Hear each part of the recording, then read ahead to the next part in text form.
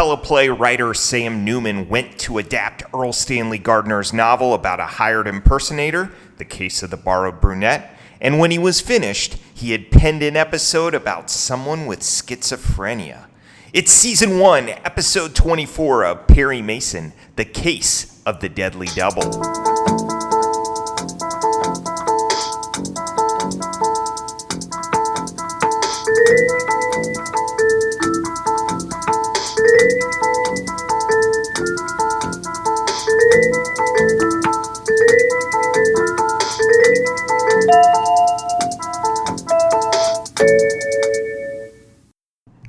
Welcome to the Perry Pod. I'm your humble host, Jonathan Searcy, and my purpose here is pretty simple: provide an audio companion to the greatest legal drama in television history, Perry Mason. I plan to do a pod for every episode of the television series, and as time permits, I'll look at some of those made-for-TV movies too. I'll be working through the series in the order in which the episodes were aired. Each episode, I'll give a brief refresher on the plot. If the episode was based on a novel, I'll compare the book with its television adaptation. Next, I'll list some key pieces of trivia as well as tackle the episode's main theme. And we'll feature a Perry proverb, a moment of wisdom from the man himself. Then we'll finish with a post-case water cooler where, just like Perry, Della, and Paul, we can rehash the ins and outs of their adventures. But first, to the law library!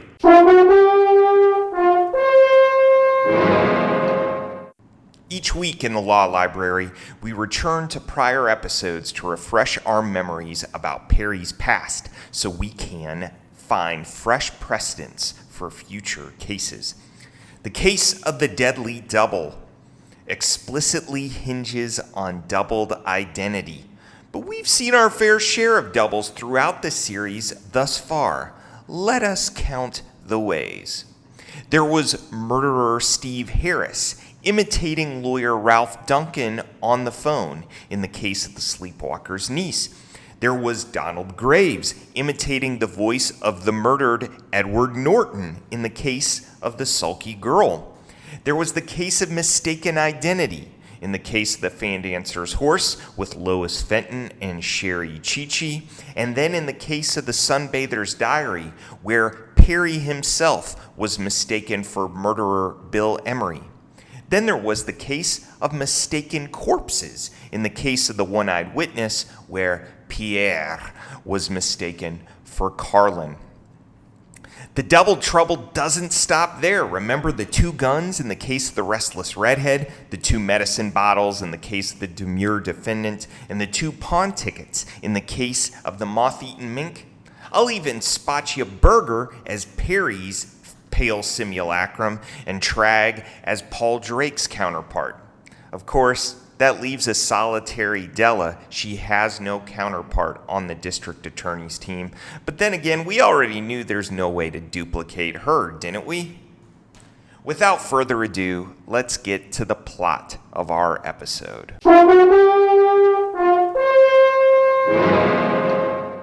The Case of the Deadly Double. At the center of this episode is marital strife, which is nothing new for Perry fans. But for the first time this season, we get to see how this marital trouble affects a child. Helen and David Reed are locked in a custody battle over little Tommy. Helen tells me you've instituted suit for custody of Tommy. That's right, Bob. She's not fit to be his mother. You've accused my sister of that before. You're not going to do it again. This time I'll prove it. David wants to take the small boy away from Helen, who, unbeknownst to everyone, has a split personality. By day, she's a mild-mannered, morally circumspect woman allergic to fur. My shoulders were covered with mink. But you're allergic to fur. I know, but not in the dream. And I did a whole lot of things that I never do. I never smoke and I never drink.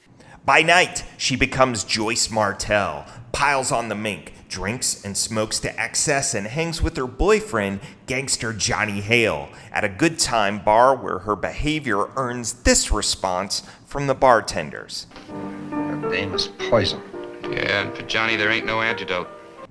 David's desire to get custody brings him into conflict not only with Helen, but with Helen's brother, Robert Crane, who utters words one ought never say, especially in front of witnesses. If you do anything to try to take Tommy away from Helen, you'll not live to appear in court. Eventually, David winds up dead in Joyce's apartment, and the police suspect Robert Crane.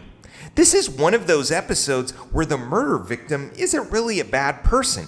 David Reed isn't wrong for wanting to protect his son Tommy, and his business partner is also kind of a schnook.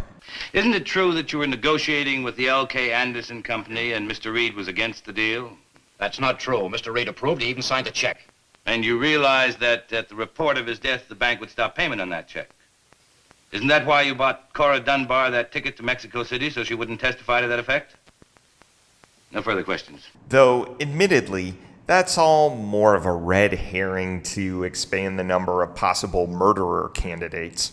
Eventually, Perry has to get Joyce Martell on the stand, and the results are deeply affecting and, quite frankly, uncomfortable. Miss Martell, I want to speak to you. Open your eyes. If Your Honor, please. Yes, Mr. Berger? I'm fully aware of Dr. Maitland's reputation.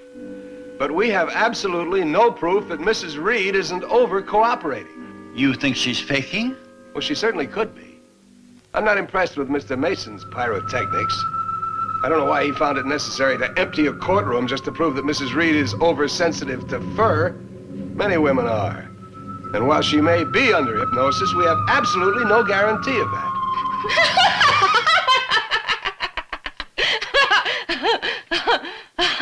Oh, thanks a lot, Doc. The scene almost plays like a possession.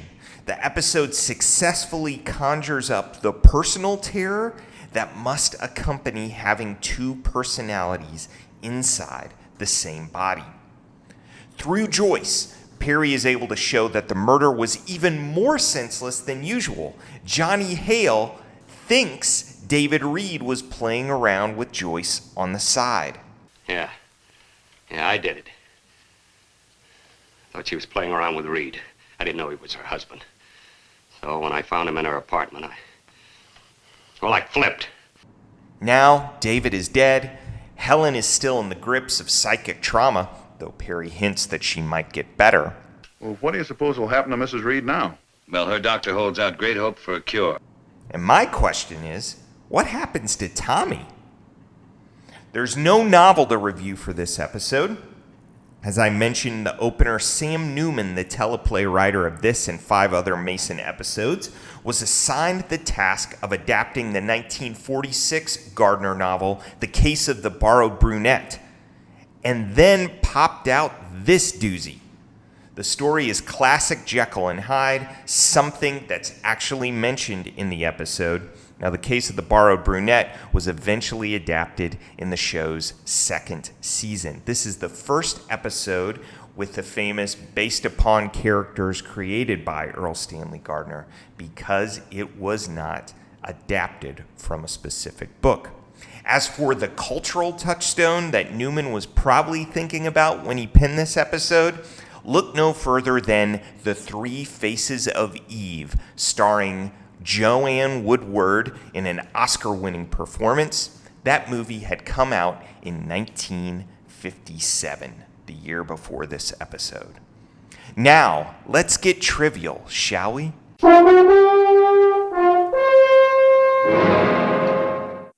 Each episode in our trivia section, I give you 3 takeaways.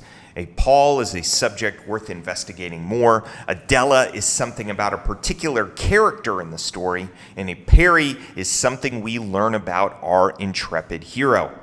Our Paul this week concerns the legal status of split personalities. We hear in this episode that the law does not recognize a different legal standing for a person who has 2 different personalities in the same body. I never thought Mason would put Alan Reed on the stand. He's out of his mind. Yes, but he's calling for Joyce Martell. But the law doesn't recognize dual personalities. He's left himself wide open. This week's prompt: What does the state of California have to say about this thorny legal issue now? Our Della this week concerns Constance Ford, the deadly double herself. Oh, you know how I hate being cooped up. I thought you'd never get me out of there. Ford became a model for Montgomery Ward catalogs at the tender age of 15 and was in the original production of Arthur Miller's Death of a Salesman. She was on Perry 2 more times, but perhaps her best known roles were as A. Sandra Dee's mother in A Summer Place. A motel with John Hunter? We had a lot of things to talk over, and I knew I couldn't bring him here. So you went to a motel? You know the one. Theme from A Summer Place. It's the theme from the You get the idea. And as Ada Lucas / Davis / Downs / McGowan / Hobson on the NBC soap opera Another World. All right, I had a few drinks, all right? Well, I hope you like the taste, because you're going to have to remember it. When Constance Ford died in 1993 from cancer, she was the longest-running character on Another World. We won't see Ford back on Perry Mason again until season 6 in the case of the potted planter. Our Perry this episode concerns Perry's biblical literacy. Look who's commenting on dreams and interpretations by referencing the book of Genesis. And Mrs. Reed just dreamed this? Homicide won't need a Joseph to interpret this dream. Perry also drops a gratuitous reference in this episode to Sigmund Freud in the episode's denouement. Our intrepid hero is both street smart and culturally literate. Our theme for this episode is, you guessed it, split personalities. Sure, we have the afflicted Helen Reed, but that's not all. Schnook partners, double-dealing secretaries, protective brothers with murderous impulses. This episode's characters are all damaged. It's little wonder that Johnny Hale describes his connection to Joyce Martell this way. I don't know why I should try to convince you, but yes, I'm crazy about her. Crazy indeed. Perry, too, seems split in this episode. Perry had once been solicited by Hale to become his lawyer, but had turned the case down apparently because he thought the ethical risks were too high. Perry's on the side of justice, and he won't defend a guilty party. Johnny Hale, the owner. Didn't I refuse to represent him on some matter, shooting or something? His third one. You weren't interested because of the unethical aspects. So far, so good. Yet, when Tragg asks Perry which side of the law he's on, this is how Perry answers. Mason, sometimes I wonder which side of the law you're on. That's easy, Tragg. My client's side. So which is it? Is Perry committed to justice or just to his clients? And that it just happens that the two are often intertwined. It's obviously not mutually exclusive, but I do think we see two ways in which the character Mason could run. Someone who does his best to get his client free, and someone who does whatever it takes to see that justice is executed. And let's not let the state off the hook here. These are supposedly sane men, Hamilton Berger and Arthur Tragg, claiming they want justice, while they continually arrest person after person who is definitively not guilty. Joyce Martell is shocking, sure, but prosecutors and detectives who keep arresting innocent people? Now that's really crazy. Now it's time for a Perry proverb.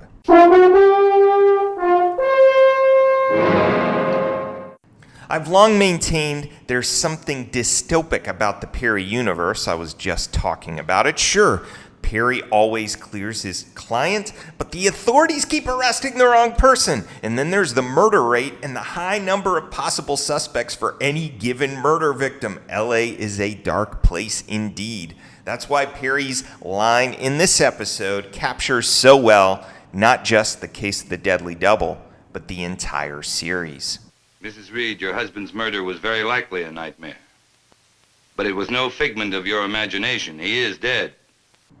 Yes, the nightmare of a society where innocent people keep getting arrested for murders they did not commit is real life in this particular series. But fortunately, Perry is the Joseph necessary to make sense of that nightmare. Now, let's grab a swig from the water cooler. There is one thing I don't understand. Go on, Paul. Thanks to everyone who gave me feedback on the last episode. My Aunt Myra dug the law library section on food and commented that seeing characters eat on screen often makes her hungry. Me too, Aunt My. Peter Kerstetter got into our research prompt and scoured the LA restaurant scene for an expensive cup of coffee. But $5 was the most expensive he found. And while several of us were able to find boutique coffee joints that served 12-ounce cups ranging from $13 to $85, that would be at Klatch Coffee in LA for you well-to-do coffee aficionados, we weren't really able to find the restaurant in the case of the One-Eyed Witness's 2019 equivalent. As Peter put it, quote, a standard cup of Joe at a restaurant as an after-dinner drink, $8 in today's money would definitely be sticker shock, end quote. I couldn't agree more. Here's the kicker. An average cup of Joe at a 1950s diner would just have been 10 cents or 90 cents in today's equivalent cash. I was delighted to hear for the first time from Marge Helsper, who wrote to me after finishing the case of the One-Eyed Witness with a question about a plot point where Diana Maynard seems to be posing as Mrs. Fargo, even though they didn't look that much alike. This comes from the fact that Diana Maynard drove Mrs. Fargo's car to the airport, seemingly to get the airport attendant to misidentify Mrs. Fargo there. And the answer to this issue is that the They Look Similar plot is a holdover from the novel that made its way into the script, but apparently wasn't a determining factor in casting. Marge also asked about the tagline for the Perry Pod. Keep on walking that Park Avenue beat. Since Perry is set in Los Angeles and Park Avenue is presumably in New York City, where is this Park Avenue and why should we keep walking on its beat? And the answer is that's the name of the Perry Mason theme music composed by Fred Steiner. So that's where I got my admonition. That's a cue to get that wonderful theme music rolling whenever I say that. As always, I'd love feedback about this particular episode or the podcast in general. Was there something about this week's pod that you'd like to comment on or something that you'd like to correct?